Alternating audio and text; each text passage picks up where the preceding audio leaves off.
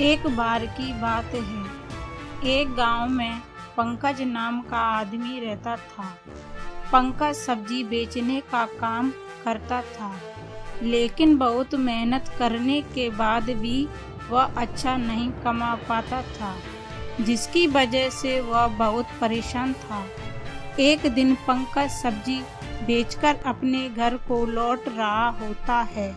घर पर उसकी पत्नी उसका इंतजार कर रही थी।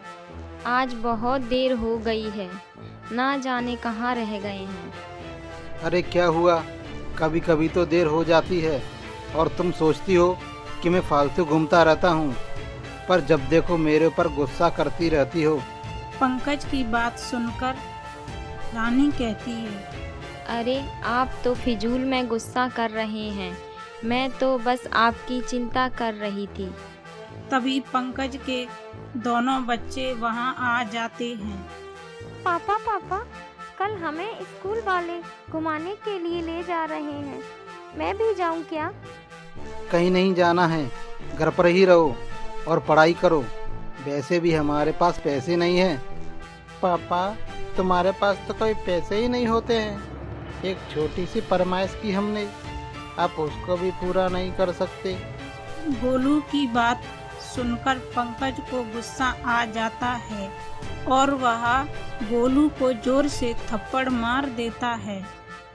यह देखकर रानी गुस्से में आ जाती है और बोलती है, तुम्हें जरा सी भी तमीज नहीं है। क्या हुआ अगर तुम अच्छा नहीं कमा पाते हो तो इन बच्चों की क्या गलती है? अगर दोबारा मेरे बच्चों पर हाथ उठाया तो मुझसे बुरा कोई नहीं होगा। रानी की बात सुनते ही पंकज आग बबूला हो जाता है, लेकिन पंकज रानी को कुछ ज्यादा ही पीट देता है, जिसकी वजह से रानी बेहोश हो जाती है और मर जाती है। यह देख गोलू बोलता है, पापा, मम्मी को छोड़ दो, अब हम आपसे कुछ नहीं मांगेंगे। राहुल और पिंकी की बात सुनकर पंकज रुक जाता है और नीचे गिरी गंगा के पास जाता है और उसे देखता है, लेकिन गंगा मर चुकी होती है। यह देखकर पंकज डर जाता है। गोलू अपनी माँ को देखकर बोलता है, पापा, आपने मम्मी को मार दिया, अब मैं पुलिस को बुलाता हूँ। यह सुनकर पंकज डर से भाग जाता है। कुछ देर बाद गांव वाले आ जाते हैं और दोनों से पूछते हैं, तो दोनों कुछ नहीं बोलते हैं और गांव वाले रानी का अंतिम संस्कार कर देते हैं। लेकिन रात में सोफिया गोलू से बोलती है, मुझे अकेली बहुत डर लग रहा है और भूख भी लगी है। सोफिया की बात सुनकर गोलू बोलता है, तुम्हें चिंता करने की कोई ज़रूरत नहीं है, तुम रुको, मैं आता हूँ। गोलू खाने की तलाश में घर से बाहर निकल जाता है, लेकिन उसे कुछ भी नहीं मिलता और वह खाली हाथ वापस आ जाता है। आज मुझे कुछ भी नहीं मिला और घर पर भी कुछ नहीं है। गोलू की बात सुनकर सोफिया बोलती है, तुम चिंता मत करो भैया, मुझे अब भूख नहीं लगी है। फिर गोलू और सोफिया दोनों पानी पीकर सो जाते हैं। रात में घर पर जोरों से दस्तक होती है। गोलू और सोफिया की नींद टूट जाती है कि गोलू जाकर दरवाजा खोलता है। दरवाजे पर रानी की आत्मा खड़ी होती है।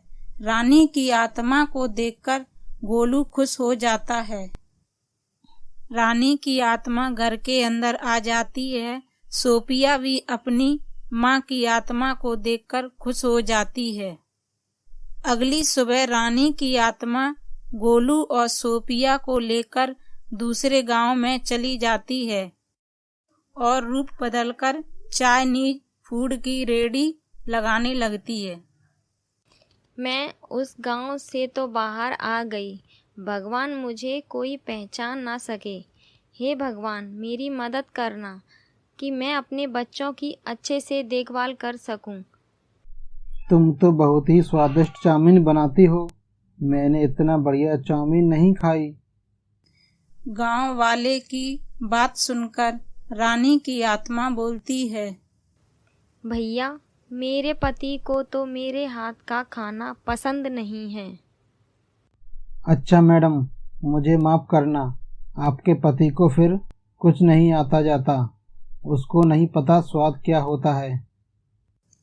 जैसे जैसे समय बीतने लगा, रानी की कमाई बढ़ने लगी। गोलू और सोफिया भी खुशी खुशी रहने लगे।